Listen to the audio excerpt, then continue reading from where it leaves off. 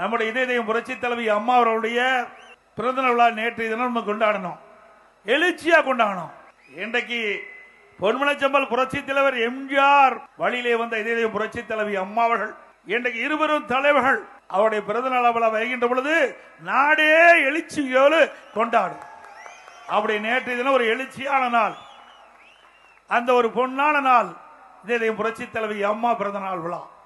அந்த நன்னாளிலே அற்புதமான அறிவிப்பை நான் வெளியிட்டேன். ஒவ்வொரு குடும்பத்திற்கும் உதவித்தொகையாக 10,000 ரூபாய் வழங்கப்படும் என்ற அறிவிப்பை வெளியிட்டேன். ஸ்டாலின் உடனே என்ன செஞ்சாரு? அரசு நிகழ்ச்சியிலே கலந்து கொண்டு பேசுகின்ற பொழுது பூஜ்ஜியம் பூஜ்ஜியம் ஒன்றா சேர்ந்தா பூஜ்ஜியம் தான் கிடைக்கணும். ஸ்டாலின் அவர்களே, உங்களுடைய கனவு அப்படி இருக்குது, நாங்க என்ன செய்யறது? ஆனா நாட்டை ஆளவு போவது யார் என்று தெரியும். திராவிட முன்னேற்ற கழகத்தை பொறுத்த வரைக்கும் தேர்தலில் பூஜ்ஜியத்தை தான் மக்கள் கொடுக்க போறாங்க இந்த கூட்டணிக்கு. இன்றைக்கு நடைபெறுகின்ற தேர்தலில் ராஜ்யம் யாருக்கு என்று மக்கள் பார்க்கின்ற பொழுது நம்முடைய கூட்டணிக்கு தான் ராஜ்யம். யாருக்கு பூஜ்ஜியம்? ஸ்டாலின் தலைமையில் இருக்கின்ற கூட்டணிக்கு. ஆகவே ஸ்டாலின் அவர்களே, பூஜ்ஜியத்தை பற்றி காலம்தான் விரைவாகும் என்பதை இந்த நேரத்தில் தெரிவிக்க விரும்புகின்றேன். கோடை காலத்தில் 2000 ரூபாய் கொடுக்கிறாராம். இப்பதான் கோடை காலம் வருதா? 2026 தான் கோடை காலம் வருதா? இந்த ஆட்சி பொறுப்பேற்று 22வது வருஷம் கோடை காலம் வந்தது, 23வது வருஷம் கோடை காலம், 24வது வருஷம் கோடை காலம், 25வது வருடம் கோடை காலம்.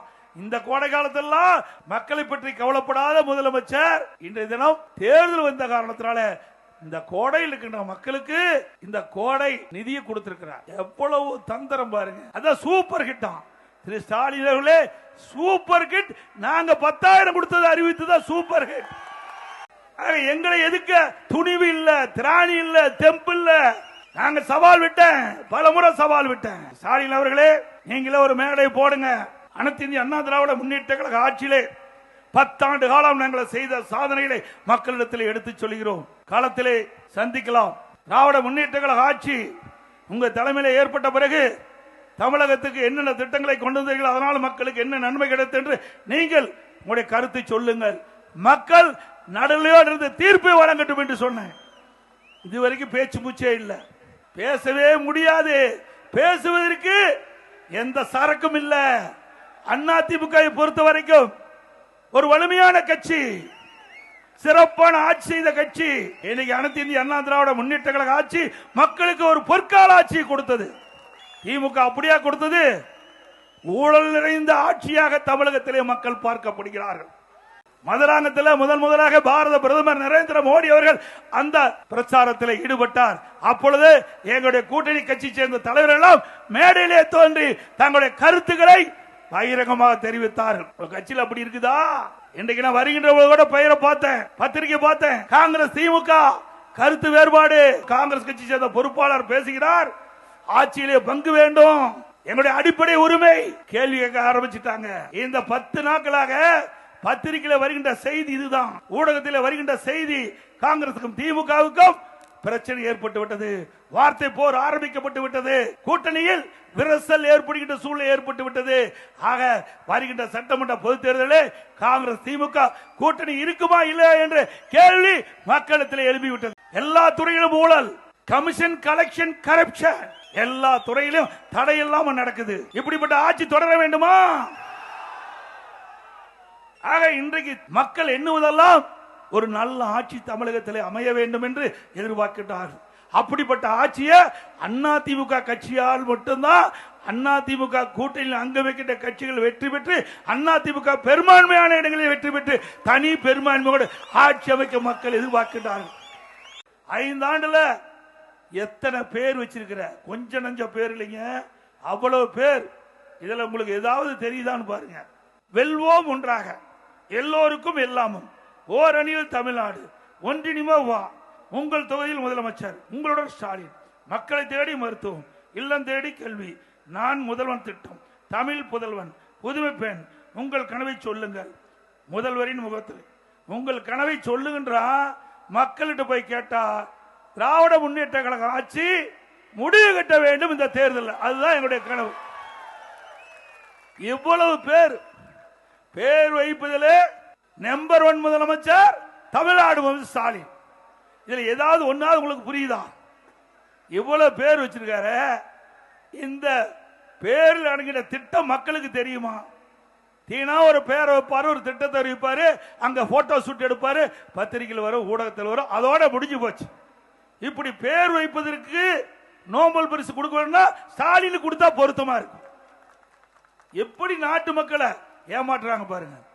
எப்படி வாயில வடை சுடுடா என்று சொன்னால் அது ஸ்டாலினுக்கு பொருத்தமா இருக்கும். அப்படி மக்களை ஏமாற்றுகின்ற ஒரு அரசாங்கமா திரு ஸ்டாலின் அரசாங்கம் இந்த 5 ஆண்டு காலம் ஏமாற்றி கொண்டிருந்தது.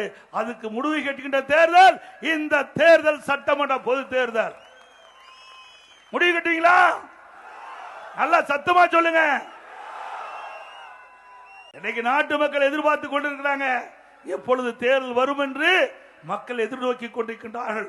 எப்பொழுது தேர்தல் வந்தாலும் அனைத்து இந்திய அண்ணா திராவிட முன்னேற்ற கழக தலைமையிலே அமைக்கப்பட்ட கூட்டணிக்கு வாக்களிக்க மக்கள் தயாராகிவிட்டார்கள். மக்கள் ஒரு ஆட்சி அகற்றப்பட வேண்டும் என்ற முடிவுக்கு வந்து விட்டார்கள். ஆக திராவிட முன்னேற்ற கழகத்தை பொறுத்த வரைக்கும் மக்களுக்காக ஆட்சி செய்யல, வீட்டு மக்களுக்காக ஆட்சி செய்கின்ற கட்சி திமுக கட்சி, திமுக அரசாங்கம். உண்மைதானே? அண்ணா திமுக நாட்டு மக்களுக்காக ஆட்சி செய்தது, திராவிட முன்னேற்ற கழகம் வீட்டு மக்களுக்காக ஆட்சி செய்கின்ற கட்சி, அரசாங்கம் திமுக. ஸ்டாலின் எப்பொழுது பார்த்தாலும் பேசுகிறார், திராவிட முன்னேற்ற கழக தலைமையில் அமைக்கப்பட்ட கூட்டணி வலிமையான கூட்டணி என்று. திரு ஸ்டாலின் அவர்களே, நீங்கள் கூட்டணியை நம்பி தேர்தலை சந்திக்கின்றீர்கள். நாங்கள் கூட்டணியை வைத்திருக்கின்றோம், மக்களை நம்பி தேர்தலை சந்திக்கிறோம். மக்கள் தான் எஜமானர்கள், மக்கள் தான் முடிவு செய்யக்கூடியவர்கள். யார் ஆட்சிக்கு வர வேண்டும் என்று முடிவு செய்யக்கூடிய அதிகாரம் மக்களிடத்தில் இருக்கின்றது. அந்த மக்களை நம்புகிறோம், மக்கள் எங்களை நம்புகிறார்கள். அதனால் நடைபெற்ற சட்டமன்ற பொதுத் தேர்தலே அனைத்து இந்திய அண்ணா திராவிட முன்னேற்ற கழகம் ஆட்சி அமைப்பது உறுதி, உறுதி, உறுதி. இன்னைக்கு நம்மை பற்றி எவ்வளவு விமர்சனம் பேசிக்கிறார். இன்னைக்கு பத்திரிகையில பார்த்த, ஊடகத்தில் பார்த்தேன், தமிழ்நாட்டுக்கும் என்டிஏவுக்கு போட்டியா. யோ, நீ தமிழ்நாட்டில் இருக்கிற, தமிழ்நாடு எலெக்ஷனே மறந்துட்டார். அவருக்கு பதற்றம் அதிகமாகிவிட்டது, உளறல் எடுத்துட்டாரு, தோல்வி பயத்துல ஏதேதோ பேசுறார். திரு ஸ்டாலின் அவர்களே, தமிழ்நாட்டில் தாங்க சட்டமன்ற தேர்தல் நடக்குது. ஆக டெல்லியில நடக்கல, மத்தியில யார் ஆட்சிக்கு வரணும் நடக்கல.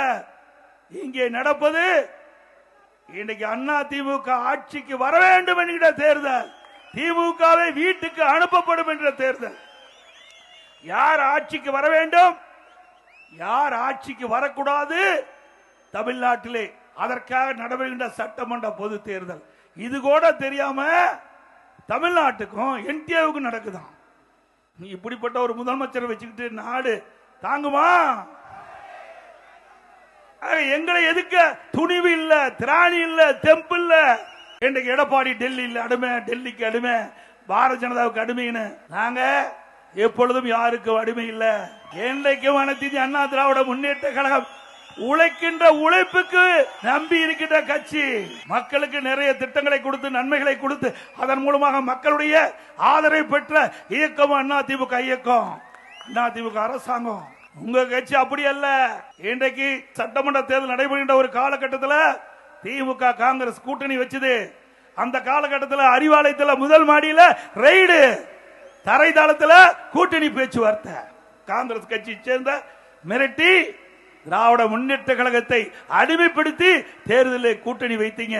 நீங்க தாங்க காங்கிரசுக்கு அடிமை, திராவிட முன்னேற்ற கழகம் தான் காங்கிரசுக்கு அடிமை.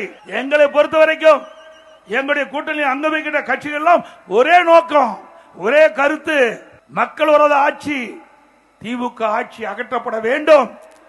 அப்படி ஒத்த கருத்துடைய கட்சிகள் எல்லாம் இன்னைக்கு ஒன்றாக இணைந்திருக்கின்றது. அண்ணா திமுக, பாரதிய ஜனதா, தேசிய ஜனநாயக கூட்டணி என்ற அமைப்பை ஏற்படுத்தி அந்த கூட்டணிக்கு அண்ணா திமுக தலைமை தாங்கிட்டது. அண்ணா திமுக ஆட்சி அமைக்கும். எங்களுடைய கூட்டணி வேட்பாளர் இபிஎஸ் என்று உள்துறை அமைச்சரே சொல்லிட்டு போயிட்டார்.